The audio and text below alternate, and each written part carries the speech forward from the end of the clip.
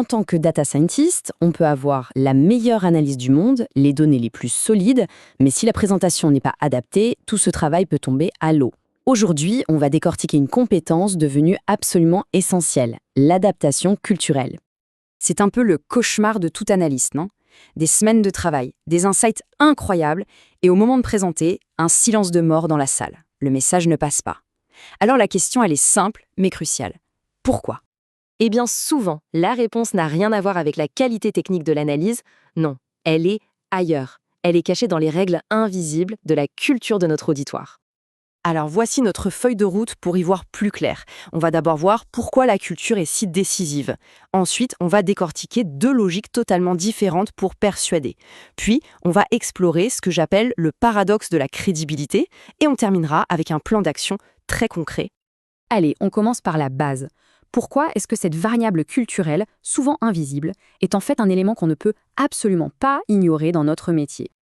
Avant d'aller plus loin, un point super important. Le but ici, ce n'est pas du tout de créer des stéréotypes, c'est de développer une conscience, une sensibilité.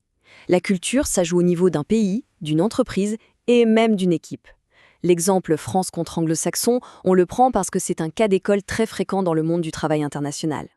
Bon, maintenant qu'on a posé le cadre, rentrons dans le vif du sujet. Comment ces différences se manifestent-elles? Pour le comprendre, on va décomposer les deux logiques de persuasion, en s'inspirant beaucoup des travaux d'Erin Meyer. Et là, on touche au cœur du problème. La structure même d'une argumentation convaincante est totalement inversée. D'un côté, en France, on valorise une approche principe d'abord. On commence par le contexte, la théorie, le pourquoi, avant d'arriver à la conclusion. De l'autre côté, dans le monde anglo-saxon, c'est application d'abord. On va droit au but, on donne la conclusion, le comment, tout de suite. Les détails viendront après. Et ça ne s'arrête pas là. Il y a une deuxième couche, le niveau de contexte. Dans une culture à bas contexte, comme la culture anglo-saxonne, un message doit être ultra clair, explicite. Ce qui est dit, c'est ce qui est pensé. Dans une culture à haut contexte, comme en France, beaucoup de choses sont implicites. Il faut savoir lire entre les lignes, comprendre le non-dit. Et voici ce qui est souvent le plus grand choc, la gestion du désaccord. Dans un contexte français, un bon débat, même vif, est souvent vu comme une preuve d'intérêt. On challenge les idées pour les renforcer. C'est une marque de respect. Dans un contexte anglo-saxon, la confrontation directe est souvent vue comme une agression. L'harmonie du groupe prime avant tout. Un débat animé peut être perçu comme un échec total de la réunion. Tout ça, ça nous amène à un piège redoutable. C'est ce qu'on peut appeler le paradoxe de la crédibilité, là où les meilleures intentions du monde peuvent produire l'effet inverse. Voilà, cette phrase résume tout. Ce qu'on fait pour avoir l'air compétent, intelligent, crédible dans notre culture d'origine peut complètement détruire notre image dans une autre culture. C'est un véritable champ de mine. Prenons un cas pratique. Un data scientist américain présente son projet à une équipe à Paris. Il va être efficace, donc il attaque direct. Voilà la solution, voilà les résultats. Et là, c'est le drame. Son public français se dit « Mais attends, d'où ça sort? Quelle est sa méthodologie?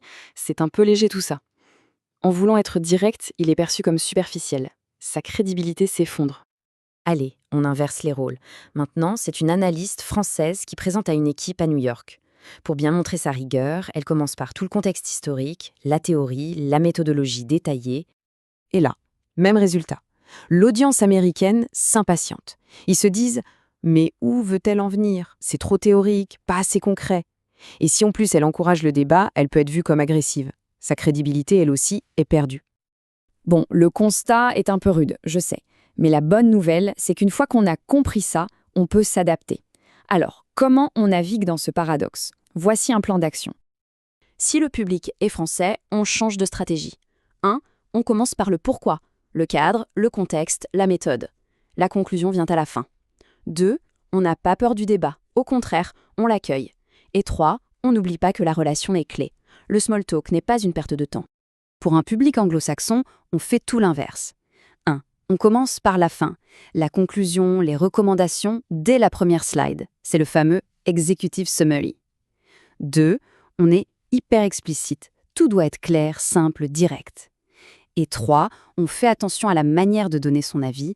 On arrondit les angles pour préserver l'harmonie. Et la question à 1 million. Que faire si le public est mixte? La meilleure stratégie, c'est d'être transparent. On peut dire en intro, je vais commencer par les conclusions pour ceux qui valent l'essentiel, puis je détaillerai la méthodologie. On sert en quelque sorte les deux logiques l'une après l'autre. Au fond, comprendre ces principes, ça va bien au-delà de la simple comparaison France-anglo-saxon. C'est un outil, une grille de lecture. La vraie compétence, ce n'est pas de tout mémoriser, c'est de développer sa capacité d'observation. Alors la question pour finir n'est pas seulement de savoir comment présenter, mais maintenant qu'on a la carte, quelle sera la prochaine culture qu'on choisira de décoder?